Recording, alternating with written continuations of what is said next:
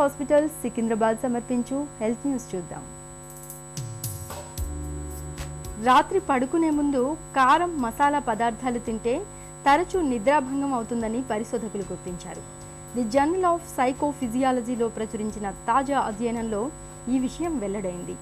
ఘాటైన మసాలాలతో వండిన భోజనాన్ని రాత్రి వేళ తిన్నవారికి నిద్ర సరిగా పట్టడం లేదని, నిద్రపోయినా కూడా తరచూ మెలకువ రావడం వంటి సమస్యలు తలెత్తుతున్నట్లు గుర్తించారు. కారం మసాలాల మూలంగా తేలికపాటి నిద్ర, గాఢ నిద్ర రెండు దశల్లోనూ సమస్యలు తలెత్తుతున్నట్లు పరిశోధకులు గుర్తించారు. ఇప్పుడు మీ ఆరోగ్య సమస్యలకు మా డాక్టర్లు అందించే సమాధానాల సమాహారం సమస్య సలహా చేద్దాం. శ్రీకావ్య ఇలా మెయిల్ చేశారండి. మా అమ్మగారి వయసు 42 సంవత్సరాలు. ఏడాది నుంచి ఎండోమెట్రియాసిస్ సమస్యతో బాధపడుతోంది. ఈ మధ్య కొంతకాలంగా అధిక ఋతుస్రావం పెద్ద సమస్యగా మారింది. మందులు వాడుతున్నా పెద్దగా ఫలితం లేదు. మా అమ్మగారి సమస్యకు ఎలాంటి చికిత్స తీసుకోవాలి చెప్పండి అంటూ అడుగుతున్నారు.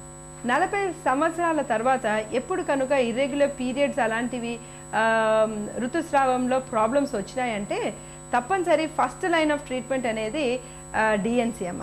సో అది డిఎన్సీ చేసేక ముందు ఒకసారి స్కానింగ్ చేయాలి.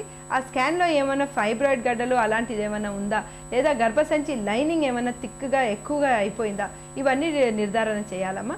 దాని తర్వాత మనము నెక్స్ట్ స్టెప్ కంపల్సరీగా చేయవలసింది డిఎన్సీ. ఈ డిఎన్సీ కూడా సింపుల్గా కాదు, అందుకే ఉత్త ట్యాబ్లెట్స్ అవి ఇస్తే అమ్మాయికి తగ్గటం లేదు.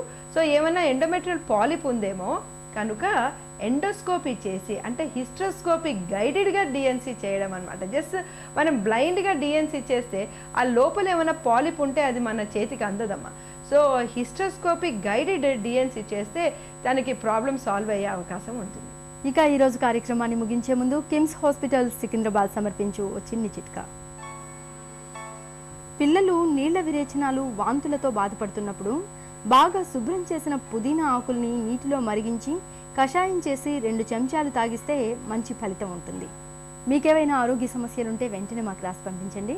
మా చిరునామా Sukhibhava, ETV 2, Ramoji film city, Hyderabad 501512.